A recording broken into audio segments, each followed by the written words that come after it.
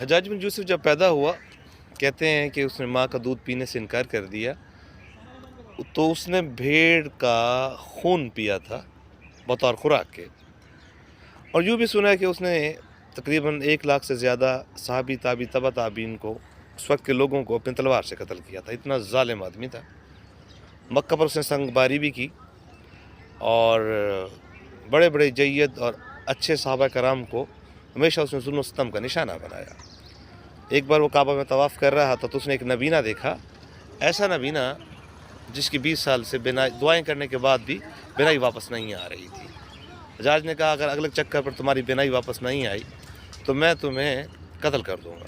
بس اس کا یہ کہنا تھا کہ اس آدمی کی دعاؤں میں انتہائی خلوص آیا، اور اللہ رب العزت نے اسے بینائی واپس دی۔ اگلے چکر پر اس کی بینائی واپس آئی تو معلوم ہوا کہ دعاؤں میں اگر خلوص ہو